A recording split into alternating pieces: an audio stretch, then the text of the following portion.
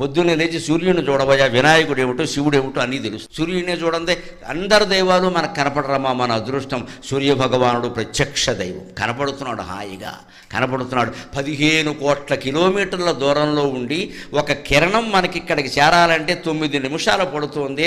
అంత 9 నిమిషాల్లో కొన్ని కోట్ల కిరణాలని భూమండలానికి అందించి భూమండలాన్ని అంతటినీ తేజోవంతం చేస్తున్న సూర్యుడికి ఎన్ని నమస్కారాలు చేస్తే రుణం తీరుతుంది.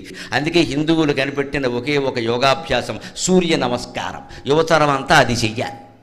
జమ్ము కాదు పనిలే. డాబా మీద సూర్య నమస్కారాలు చేయి. అది కొనడు, 4 యంత్రాలు కొంటాడు, పైకి లేపుతాడు, కిందకి తీస్తాడు, 4 రోజులు వాడతాడు. 4 రోజులు అయ్యాక దాని మీద తువ్వాళ్ళును బనీన్లు ఆరేస్తాడు. అది ఎందుకు కొన్నామంటే తువ్వాళ్ళు బనీన్లు ఆరేడారు. సూర్య నమస్కారానికి యంత్రంతో పని లేదండి. ఓ తుండుగొడ్డ, ఓ చాపోటి డాబా మీద వేసుకుంటే హాయిగా చేయి, ఒళ్ళంతా బాగుంటుంది. రోజు సూర్య నమస్కారాలు చేసేవాడికి, రోజు సూర్యోదయం సూర్యాస్తమయం చూసేవాడికి డి విటమిన్ లోపం రాదండి అసలు.